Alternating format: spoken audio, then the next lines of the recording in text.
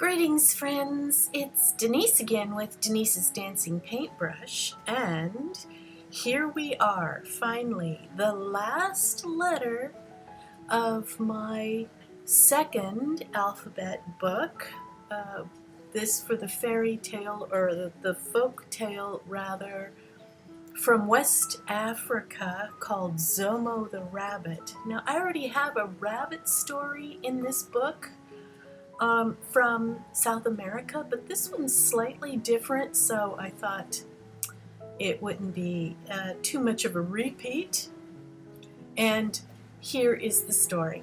Long ago, Zomo the rabbit asked the great sky god for wisdom above all the other animals. The sky god then agreed to give Zomo his request if he could do 3 difficult tasks. He had to find a golden stone from the bottom of the sea, a piece of obsidian from the fire mountain, and a piece of amber from high in the tallest tree. Well, Zomo went away very sad because he wasn't a good swimmer and didn't know how he could possibly get a golden stone from the bottom of the sea. As he sat beside the sea, wailing at his misfortune, Big Fish came along and asked him what the matter could be.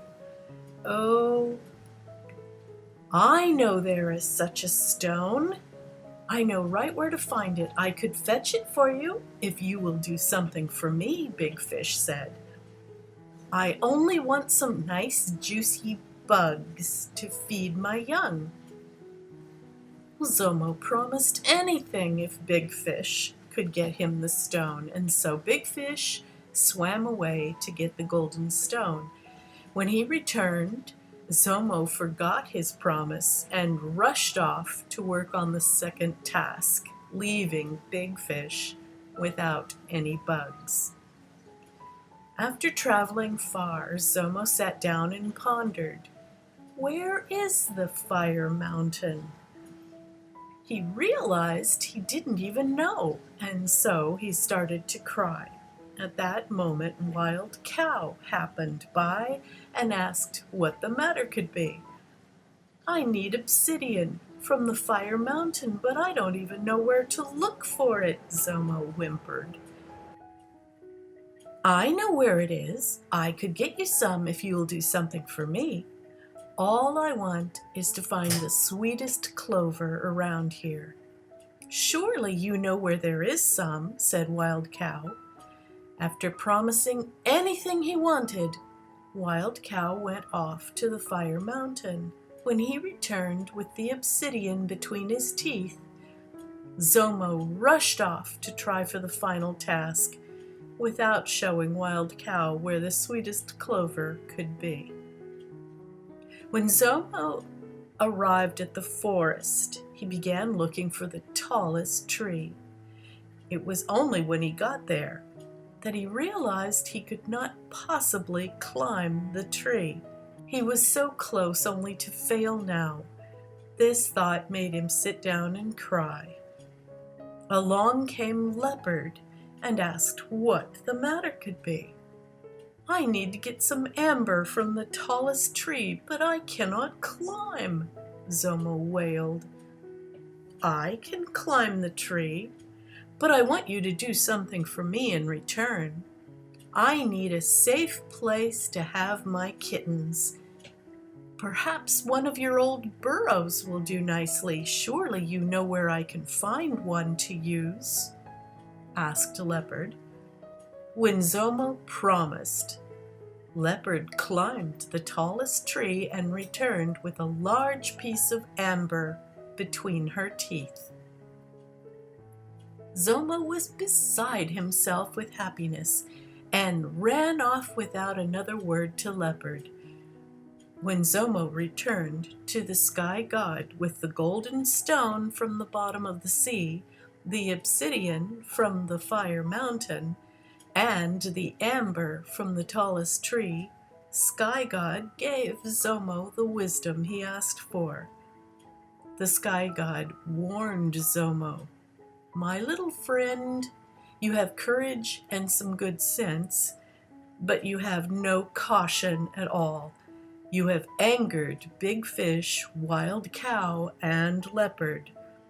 Therefore, you better learn to run very fast. This collage, like all my other collages, contains a few extra pictures, some little hidden pictures. I added a jaguar and kitten in the back there of my leopard.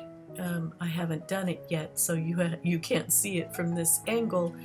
I added a dark brown cow among the black spots and a seagull.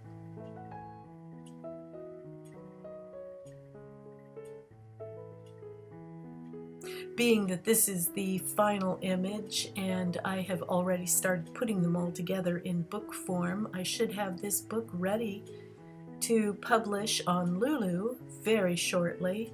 I'm doing another edit to make sure there are no misspelled words in my text, and so this book should be available for purchase within the next couple of weeks. If anyone is interested, I'll attach a link.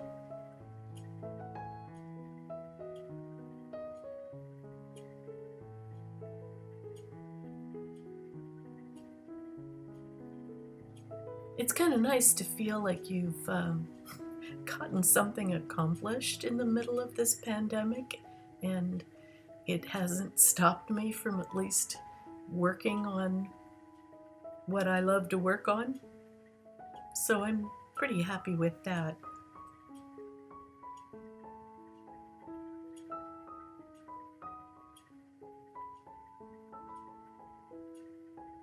When you think about it, I have a lot to be thankful for, and I've been counting my blessings. I think it's a good exercise.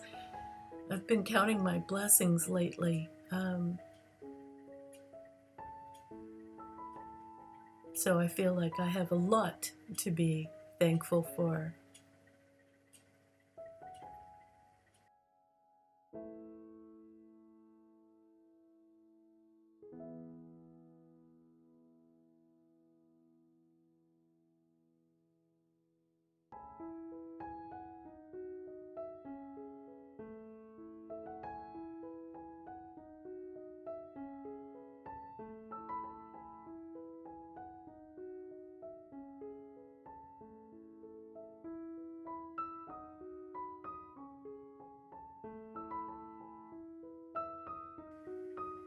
Here's the final image. I'll give you a close-up of the leopard's face.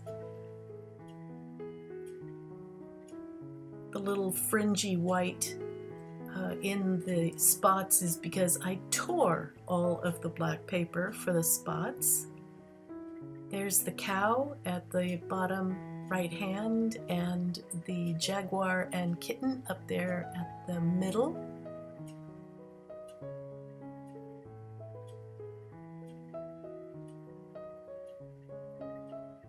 And I added a gradient in Photoshop, so it has a little background color and a shadow. I hope you enjoyed this. I really enjoyed doing these. I may do another, but I have another book to work on, so thanks so much for watching. Check out my links and do come again. Bye now.